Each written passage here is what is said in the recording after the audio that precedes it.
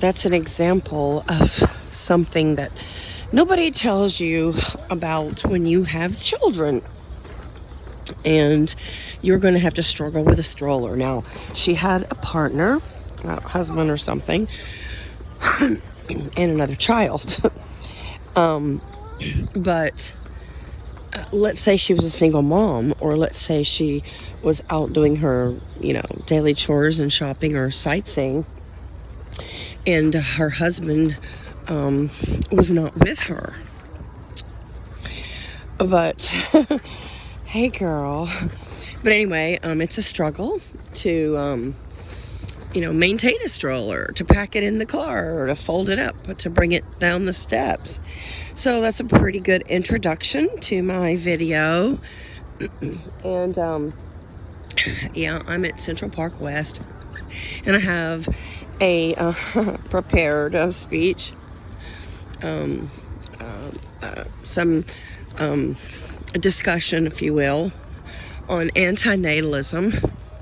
So that was a relatively good preparation for my upcoming talk. So here goes. Bear with me for a minute. I'm dealing with gloves and a dog and a leash. So these videos are a lot of work. Some people say, some people might think that these are easy or they cost nothing, but these videos cost me a lot of time, energy, and money, actually. And data and internet time. I'm on cellular right now. But anyway, so I guess I'll title this video, The Leading Causes of Death. So basically, in my humble opinion, the leading causes of death are reproduction, impregnation, and birth. But technically, they are heart and circulatory, cancer, and respiratory disorders. Okay, in that order. Basically, when you are born, you can pick a way to die, because it will be one of those three. We need to outlaw reproduction. It is the leading cause of suffering and death. Antinatalism is the last cause of death, because it is not a cause of death. The mere thought of a person wishing they had not been born stirs up discomfort in the masses. It implies we don't like ourselves when we wish we were never placed into existence in the beginning. Oh, patch of ice here. Ooh, this is tricky here. This is far from the truth and contradicts our main goals. We care about others and ourselves and reject the harm that existence yielded us. It is natalists who are the ones lacking in empathy and who are cloaked in myths and lies. It is ultimate stupidity to survive so that you can keep on suffering longer. Optimism is a seductive anesthetic, and the masses buy into it. Hook, line, and sinker. It's a delusionary tactic that keeps society in order and conforming to a dead-end mindset. It perpetuates work slaves who hopefully won't question existence and put a grinding halt to the world as we know it. Natalists have access to the same information that we do, but they have been brainwashed to process the information differently because life only gets worse for everybody. There have been some brilliant minds online over the years. The ones who come to mind are Marcus, Terrence, Alexander, Francois, Matt, Leif, and many others. Antinatalists don't dupe themselves. We aren't prideful as a collective species or group and want to replicate our genes. We are at the top of life's perceptive pyramid.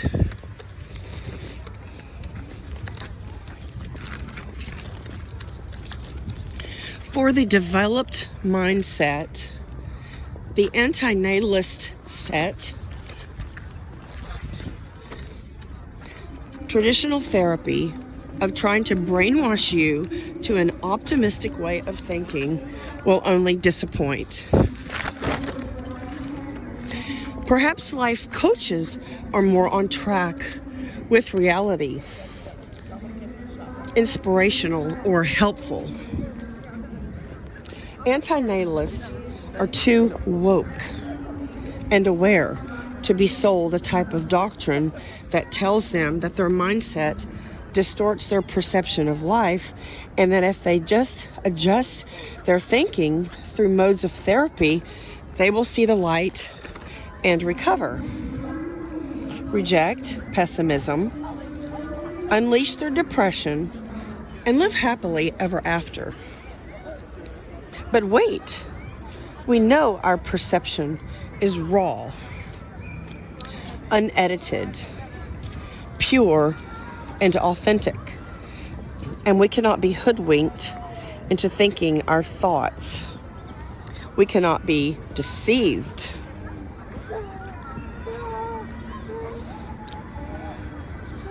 And distorted that we are faulty thinkers and feelers, because what we feel is real.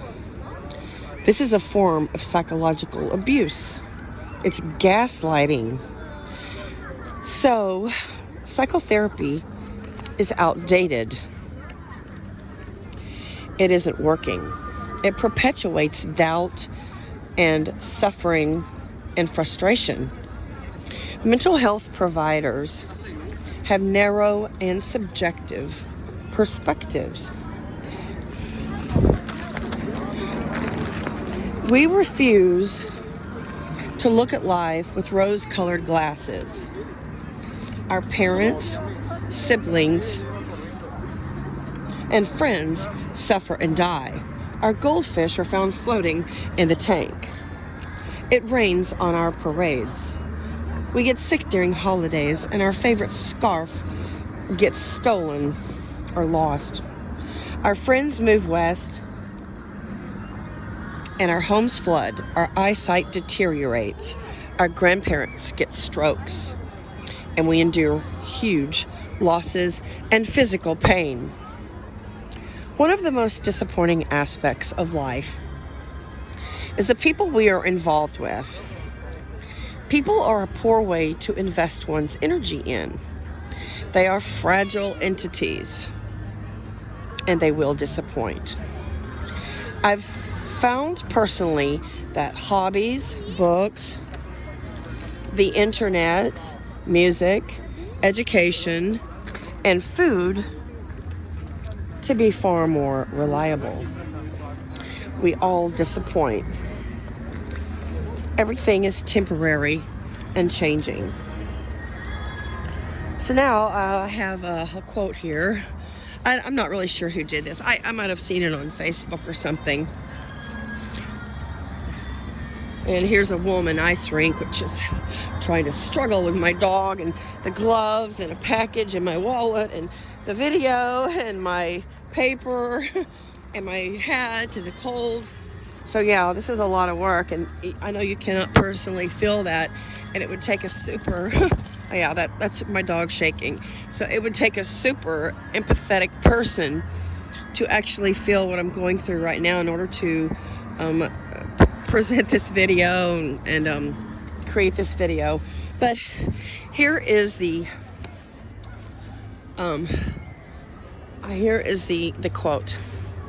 Insanity is when somebody accepts and agrees with the idea that life is absurdly meaningless and full of harm, but then continues to use that exact reasoning to deny pessimism and claim that meaning can still be arbitrarily created and therefore life is good and justified. And that pretty much just sums up antinatalism in a nutshell. So now that my hands are freezing from taking my gloves off, that's the end of my presentation.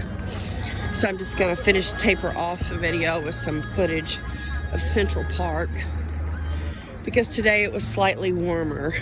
I think it reached 30 degrees, so this is warm compared to like a few days ago.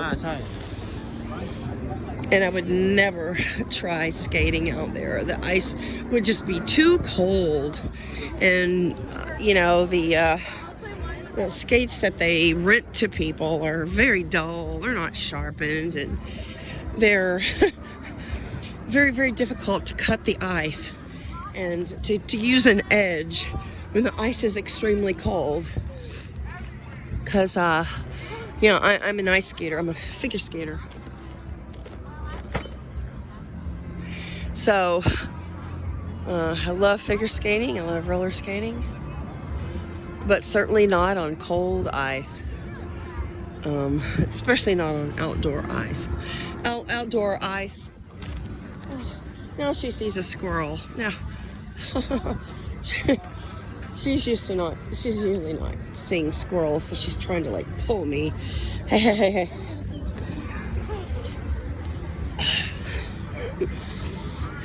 Maybe we'll get a caricature drawn of ourselves to pacify some time.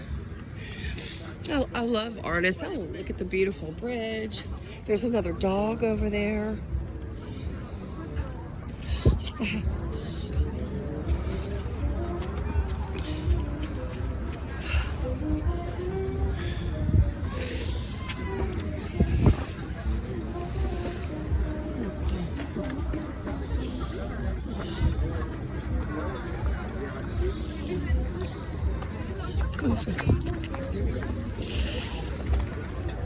And these are made of some kind of grass reed.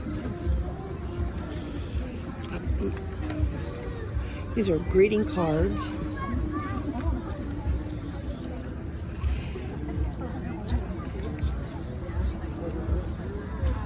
Do you have one of skaters? Yeah. Skaters? Yeah. Ice skating. What you don't have?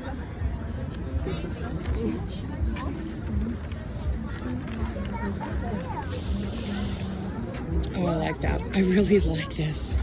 I love this. This is so cool. Wow. And this rolls up so you can easily take it home with you. How much is that piece? Oh. How much is this? They roll up, huh? This one? Yes. This one is 140. Do you do them yourself? This one's my brother. Your brother? Yeah, do you take credit card? Yeah. Wow. Oh my God, I love this. So how would you mount them on a frame? Do you have to staple them around a professional framer? Buy frame from IQ. IKEA? Yeah, IQ is different frame. Yeah, it's so cheaper. So you staple around like this? Yeah. Oh, this is absolutely beautiful. These are original? Yeah. Original? Oh my goodness. I'm gonna be right back. I love this so much. Love this.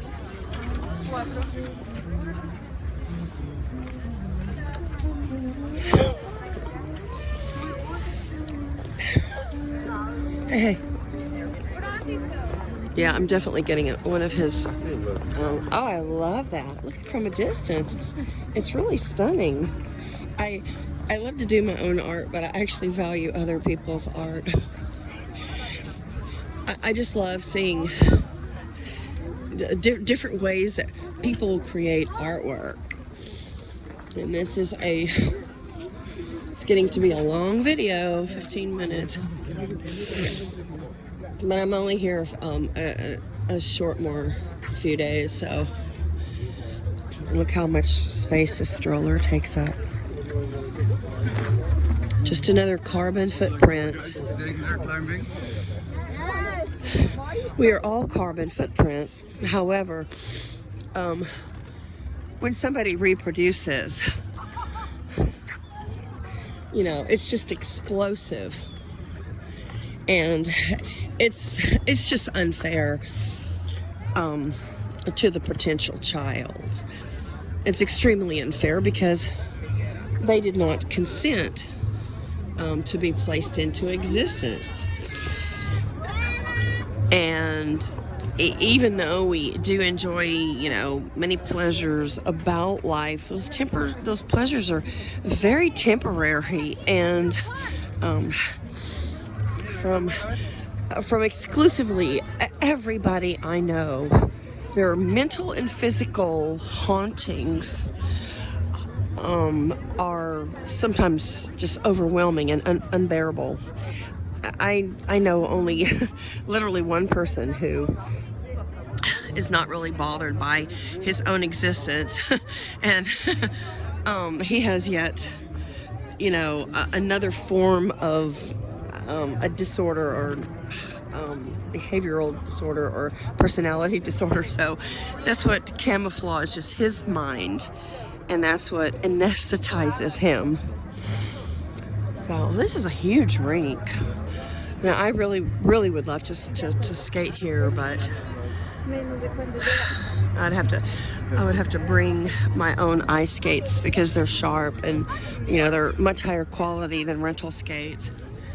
So anyway, I think I'm going to end the video here.